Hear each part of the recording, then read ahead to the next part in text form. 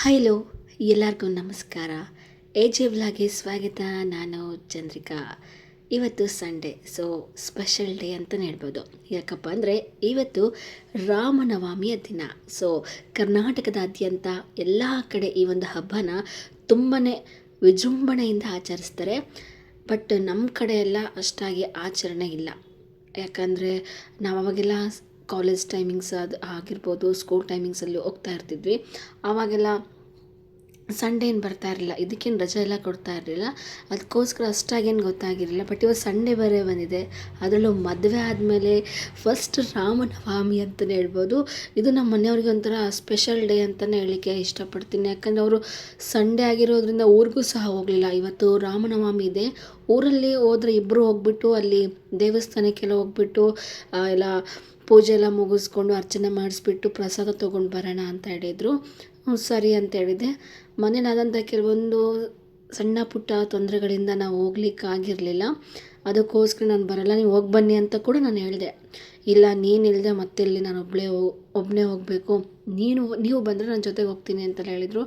ಇಲ್ಲ ನಿನಗೆ ಆಗಲ್ಲ, ನೀನು ಹೋಗಿ ಬನ್ನಿ ಅಂತ ಎಷ್ಟು ಹೇಳಿದ್ರು ಅವರು ಇಲ್ಲ, ನೀನು ಬಂದರೆ ನನಗೆ ಇಷ್ಟ ಆಗುತ್ತೆ. ಯಾಕಂದರೆ ನಮ್ಮ ಸ್ವಂತ ಊರಿಗೆ ಹೋಗ್ಬಿಟ್ಟು ಅಲ್ಲಿ ದೇವ್ರ ದರ್ಶನ ಮಾಡಿಕೊಂಡು ಪೂಜೆ ಎಲ್ಲ ಮುಗಿಸ್ಕೊಂಡು ಪ್ರಸಾದ ಎಲ್ಲ ಕೊಡ್ತಾರೆ, ತುಂಬಾ ಚೆನ್ನಾಗಿ ಮಾಡ್ತಾರೆ, ತುಂಬ ರಥೋತ್ಸವ ಕೂಡ ಇದೆ ಅಂತೆಲ್ಲ ಹೇಳಿದರು. ಆದರೂ ನಾನು ಇಲ್ಲ, ನನ್ನ ಕೈಯಲ್ಲಿ ಆಗ್ತಾಯಿಲ್ಲ, ನೀನು ಹೋಗ್ಬಾ ಅಂತ ಹೇಳಿದೆ. ಆದರೂ ಓಕೆ ಅಂದ್ಕೊಂಡ್ರು. ಬಟ್ ಅವ್ರಿಗೆ ಹೋಗೋಕ್ಕೆ ಮನಸ್ಸಾಗಲಿಲ್ಲ. ಬಟ್ ಹೋಗಲೇ ಇಲ್ಲ ಕೊನೆಗೂ. ಆದರೂ ಪರವಾಗಿಲ್ಲ ಅಂದ್ಕೊಂಡು ಇಬ್ಬರು ಸಹ ಒಂದು ಬೆಂಗಳೂರಲ್ಲಿ ಒಂದು ರಾಮನವಮಿನ ತುಂಬಾ ಖುಷಿಯಾಗಿ ಅಚ್ಚುಕಟ್ಟಾಗಿ ಆಚರಣೆ ಮಾಡಿದ್ವಿ. ಮನೆಯೆಲ್ಲ ಕ್ಲೀನ್ ಮಾಡಿಕೊಂಡು ನನ್ನ ಡೈಲಿ ರುಟೀನ್ ಏನೆಲ್ಲ ಇದೆ ಅದನ್ನು ಮಾಡಿಕೊಂಡೆ. ಬಟ್ ವರ್ಕೌಟ್ಸ್ ಎಲ್ಲ ಮಾಡಿರಲಿಲ್ಲ. ಇವತ್ತು 4:30 ಕೂಡ ಇದ್ದಿರಲಿಲ್ಲ. 21 ಡೇಸ್ ಚಾಲೆಂಜ್ ಕೂಡ ಕಂಪ್ಲೀಟ್ ಮಾಡಿದೆ. ಅದು ಕೂಡ ತುಂಬಾ ಖುಷಿಯಾಗಿತ್ತು. ಯಾಕಂದರೆ ಈ ಹಿಂದೆ ತುಂಬ ಸಲ ಸೆಲ್ಫ್ ಚಾಲೆಂಜ್ ತೊಗೊಂಡು ಒಂದು 21 ಡೇಸ್ ಕಂಪ್ಲೀಟ್ ಮಾಡಲಿಕ್ಕೆ ಆಗಿರಲಿಲ್ಲ. ಬಟ್ ಈಗ 21 ಡೇಸ್ ಕಂಪ್ಲೀಟ್ ಮಾಡಿ ನೆಕ್ಸ್ಟ್ ಡೇಲಿ ನಾನು ಸ್ವಲ್ಪ ರಿಲೀಫ್ ಆಗೋಣ ಅಂದ್ಕೊಂಡೆ. ಯಾಕಂದರೆ ಸ್ವಲ್ಪ ಮನೆ ಪ್ರಾಬ್ಲಮಿಂದ ತುಂಬ ಹತ್ತಿದ್ದೆ. ಆ ಒಂದು ಕಾರಣದಿಂದ ಕಣ್ಣೆಲ್ಲ ನೋವಾಗ್ಬಿಟ್ಟಿದ್ದು, ತಲೆ ಅಂತೂ ತುಂಬ ನೋವ್ತಾಯಿತ್ತು. ಆ ಒಂದು ಕಾರಣಕ್ಕೋಸ್ಕರ ಹೋಗಲಿಕ್ಕೆ ಆಗಿರಲಿಲ್ಲ. ಹಾಗಾಗಿ ನಾನು ಈಗ ಇವತ್ತು ಸಂಡೇ ಆಗಿರೋದ್ರಿಂದ 7 ಎದ್ಬಿಟ್ಟು, ರಾಮನವಮಿ ಇರೋದ್ರಿಂದ ಮನೆಯೆಲ್ಲ ಕ್ಲೀನ್ ಮಾಡಿಕೊಂಡು ಫ್ರೆಶ್ ಅಪ್ ಆಗಿ ಪೂಜೆ ಮಾಡಿ, ಮನೇಲಿ ಕೂಡ ಟಿಫನ್ ರೆಡಿ ಮಾಡಿಟ್ಟಿದ್ದೆ, ಪ್ರಸಾದ ಕೂಡ ಮಾಡಿದ್ದೆ. ನಮ್ಮ ಮನೆಯವ್ರು ಏನೂ ಬೇಡ, ಫಸ್ಟು ದೇವ್ರ ದರ್ಶನ ಎಲ್ಲ ಮಾಡ್ಕೊಂಡು ಬರೋಣ ಅಂತ ಹೇಳಿದರು. ಸರಿ ಅಂತೇಳಿ ಹೋಗ್ಬಿಟ್ಟು ಮನೆ ಹತ್ರ ಇರುವಂಥ ದೇವಸ್ಥಾನಕ್ಕೆ ಹೋಗಿದ್ವಿ, ಆಂಜನೇಯ ದೇವಸ್ಥಾನಕ್ಕೆ. ಅಲ್ಲಿ ತುಂಬ ರಶ್ ಇತ್ತು.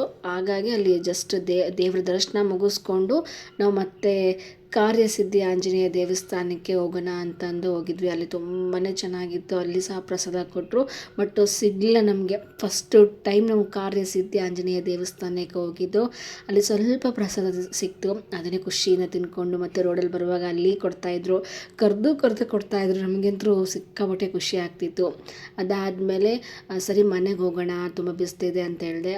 ಇದಾದಮೇಲೆ ನೆಕ್ಸ್ಟ್ ನಾವು ಹೋಗಿದ್ದೆ ಗಾಳಿ ಆಂಜನೇಯ ದೇವಸ್ಥಾನಕ್ಕೆ. ಗೊತ್ತಿರ್ಬೋದು, ಈ ಒಂದು ದೇವಸ್ಥಾನ ಪ್ರತಿಯೊಬ್ಬರಿಗೂ ಗೊತ್ತೇ ಇರುತ್ತೆ. ಗೊತ್ತಿಲ್ಲದವರು ಈ ಒಂದು ವಿಡಿಯೋನ ಪೂರ್ತಿಯಾಗಿ ನೋಡಿ ಅಂತ ಹೇಳ್ತೀನಿ. ಎಷ್ಟು ಚೆನ್ನಾಗಿ ಒಂದು ನೀವೇ ನೋಡ್ಬೋದು.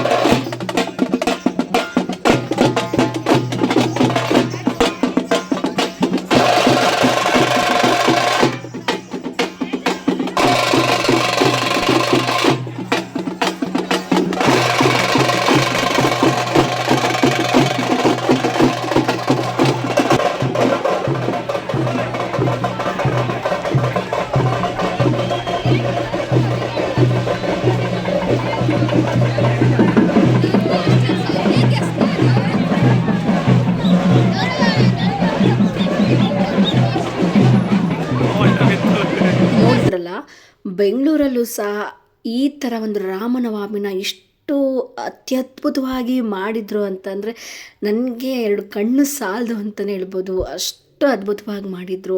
ಈ ಒಂದು ರಾಮನವಮಿ ಅಂತ ತಕ್ಷಣ ಏನೋ ಜಸ್ಟ್ ಆಂಜನೇಯ ದೇವಸ್ಥಾನದಲ್ಲಿ ಪೂಜೆ, ಹೋಮ ಈ ಥರ ಎಲ್ಲ ಆಗುತ್ತೆ ಅಂತ ಅಂದ್ಕೊಂಡಿದ್ದೆ ನಾನು. ಬಟ್ ನಮ್ಮ ಮನೆಯವ್ರು ಕರ್ಕೊಂಡು ಬಂದಾದ್ಮೇಲೆ ನಮಗೆ ಗೊತ್ತಾಗಿದ್ದು. ನಾನು ದಾವಣಗೆರೆಯಲ್ಲಿ ಇದ್ದಾಗ ಇದೆಲ್ಲ ನನಗೆ ಗೊತ್ತೇ ಇರಲಿಲ್ಲ.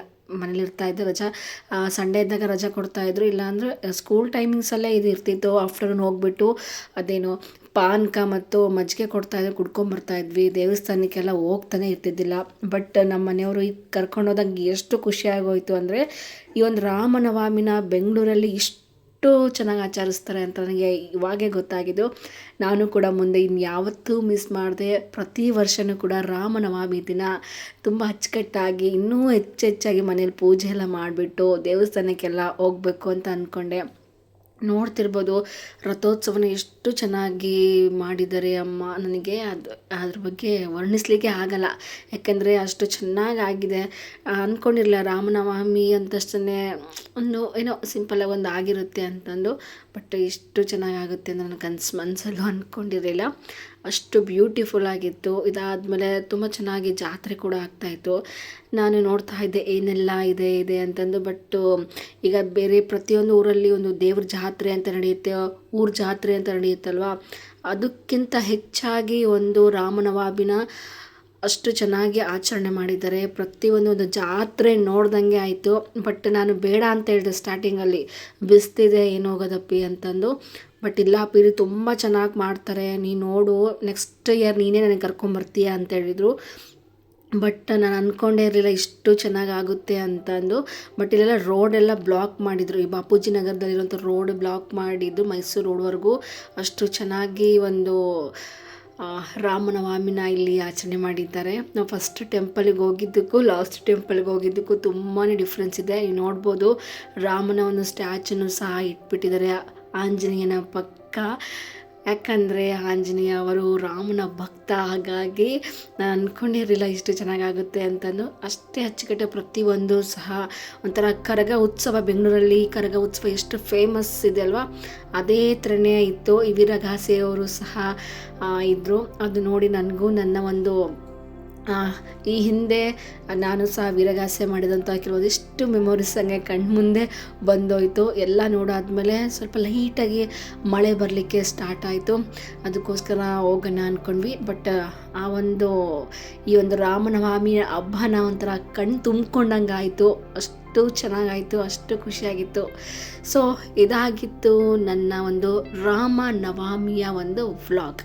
ಸೊ ಯಾರಿಗೆಲ್ಲ ಈ ಒಂದು ವ್ಲಾಗ್ ಇಷ್ಟ ಆಗಿದೆ ಪ್ಲೀಸ್ ಲೈಕ್ ಮಾಡಿ, ಶೇರ್ ಮಾಡಿ, ಸಬ್ಸ್ಕ್ರೈಬ್ ಮಾಡಿ ಅಂತ ಹೇಳ್ತಾ ಇವತ್ತಿನ ವ್ಲಾಗ್ ಮುಗಿಸ್ತಾ ಇದ್ದೀನಿ.